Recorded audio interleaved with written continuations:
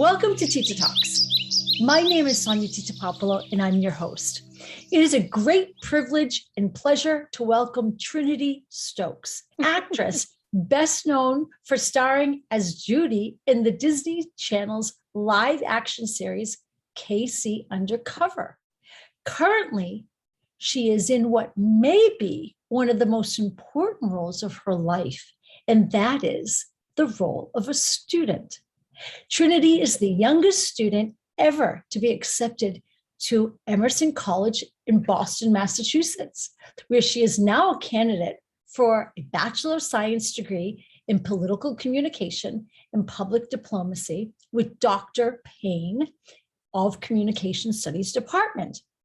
Trinitee's talents are vast and include singing, dancing, acting, public speaking, and fashion design.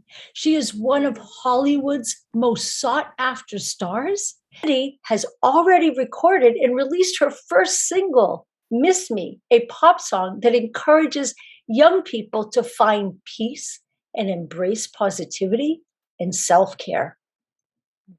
Yet she doesn't allow her stardom and popularity fog who she is, as she was raised with a solid foundation grounded in an unwavering faith. She says her ultimate goal is to use her platform to inspire her peers to embrace her life mantra. Pray as though everything depended on God. Work as though everything depended on you. Additionally, Trinitee authored Bold and Blessed, How to Stay True to Yourself and Stand Out from the Crowd, now available in paperback, hardcover, and as an audiobook. And the foreword, written by Angela Bassett, couldn't be more true and spot on when talking about Trinitee as a bright, shining light. Moreover, Trinitee has empowered thousands of kids on school tours and is a global ambassador for Read Across Africa, where she promotes literacy, raises funds to ensure that Kenyan kids have access to books, and has traveled to Kenya, where she spoke to 65 different nationalities about the importance of educating young people. At just the age of 15, Trinitee has become an inspiration for not only her generation, but beyond. And today, we're talking about the healing power of the art of communication, a self-care tool for you. Welcome to Tita Talks, Trinitee. Hi, I'm so excited to be here with you. We're delighted to have you here today. Tell us about your beautiful book, Bold and Blessed, How to Stay True to Yourself and Stand Out from the Crowd. What inspired you to write your book? So, what inspired me to write my book, Bold and Blessed, was just a culmination of my own experiences. At the age of 11, I too was going through what many people my age are going through, which is struggling with having high self-esteem and self-worth and equating those things to likes on social media. And I was able to persevere through this time with the help of God and the help of my parents, but no one else my age was talking about how they were able to come out of something that was so pinnacle in the rest of my life. And I felt that it was my duty to be able to tell others how they too can come out of this situation. Because if I did not have my own guidebook with my parents as my help, I don't know where my life would be or how that would change my trajectory. So that's what really inspired Bold and Blessed. We are living in unprecedented times with the global COVID-19 pandemic, the Delta variant, social unrest, and environmental catastrophes. Yet, with the right wellness and self-care tools, we can reset our lives and forge a new pathway forward. Communication has the power to impact our well-being. In particular, it can teach us different life lessons and inspire us to feel empathy, happiness, joy, peace, and so forth. What life lessons can one take away from your book? I think the major life lesson that one can take away from my book, Bold and Blessed, is that all of your self-worth, your confidence, and your courage, it comes from within. something that my parents always tell me is that your joy and everything that makes you you comes from the inside out and not from the outside in. It definitely took me a while to master that art because it's so easy to say, oh, well, I'm confident today because someone said such great things about me, or to say, oh, I'm feeling sad today because no one said my name on the speaker.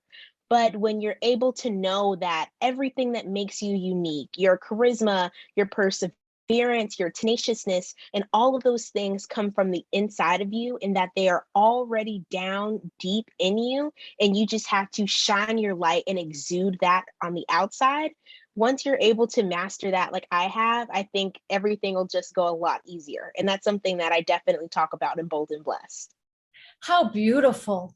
Well, our philosophy is that true self-care relies on utilizing all four pillars of a healthy lifestyle: exercise, nutrition, rest, healing, and mindfulness meditation. This is our formula for health, happiness, and longevity. When these four pillars are in alignment, we can achieve harmony and equilibrium in our lives. What is your daily wellness routine? And what self-care tools do you use on a daily basis? Well, my self care routine is actually quite similar to what you mentioned. So, as much as it is a push for me, I definitely exercise daily. So, when I wake up first thing in the morning, I love to do my stretches to wake me up and make sure that I am alert and ready to go for my day. And so, early in the morning, if I didn't get a chance to do it the night before, I will sit down and journal at my desk before I pick up my phone and before I start reading emails. Journaling really helps me realize all the things that happened in the day before, and it helps me to process everything because, believe it or not, a lot of things happen in 24 hours. Something else that I do that is very crucial that I started recently is writing down 3 to 5 things that I'm grateful for. It's really easy throughout the day to think of these things, but at the end of the day, sitting down and realizing, this happened today. And, even if it's down to the simplest things, like I found something that I lost or that I thought was lost, I look at it through the lens of, if this did not happen in my day, would it still have been a good day? And so when I think of it like that, I am always thinking of things to be grateful for. And it's something that my mom definitely helped me with, is making sure that I am always making up my bed. And it's something that I was like, oh, here I go. It's just more chores to do in the morning. But after I practiced it for a few weeks, I realized that, this is more time for me to think, more time for me to process what's happening in my day or what's going to happen. And so after I do those few things in the morning, I will sit down and I will read my scripture. I will read my Bible, write down a few verses that I think I want to meditate on for the day to help keep me center. And I have some Post-its on my desk because I'm always at my desk. I'm working. So I make sure that I have things that are always there to remind me. And so after that, the next thing I do is I write a plan for the day. And that's something that, without a plan for my day, it's literally in shambles. Because if I am not writing down the things I want to do for the day, if I'm not writing down my appointments and my times and all the different things that I have on the schedule for today, then I will usually end up at the end of the day thinking, oh man, I didn't get a chance to do this today. And so writing down that plan really helps eliminate that for me. Yes. And so then after that, I go and I'm making healthy breakfast and I'm exercising, and whether that's going for a run or going to the gym or just walking my dog with my dad, just little things to, stay active and stay mobile. And so those are just a few of the things that I do during the day to, practice self-care, just daily things. But at nighttime, which is very important for me, my wind down, because usually days are long and wind down time is short, and I usually have to go to bed early for early mornings. But I'll always make sure that I'm writing down my things that I'm grateful for. If I have time, I will play a game of Scrabble with my family. That's something that we really enjoy doing to just wind down, because everyone's doing everything during the day, and we're not able to be together as much as we would like to during the day. So whether that's playing a game of Scrabble or sitting down and coloring or doing a word puzzle, some small activity at nighttime to just wind down and decompress and, just pause, leave work at the computer and emails on the phone to just have a moment to just think, the day is over and let's relax. Well, you're an amazing and great inspiration to us. Who and what inspires you, Trinity? I would say what inspires me would definitely be those who look up to me. I think they inspire me so much because they always remind me, whether they do it on purpose or if it's subconsciously, they always remind me to keep pushing. And they always remind me that there is someone who is listening to things that I have to say. And there is someone who is finding value in the things that I share. But when it comes to people that inspire me, I would definitely say my mom and my dad. My parents have been so inspirational to me in many, many ways, mainly the way that they are able to persevere through life's issues with their faith. Now, science-based evidence shows that the more self-care tools and techniques you have, and the more positive daily habits you embrace, then the more you not only learn about yourself and what works best for you in your life, but the happier, healthier, and more harmonious life you can live. I want to share an excerpt from my book, Sonia's Ring, 11 Ways to Heal Your Heart. Physical and spiritual well-being is necessary for life and growth. It is what helps to keep us alive, maintains and nourishes love, faith, hope, perseverance, compassion, and kindness. All of this is available for you. So reach out and grab what is yours.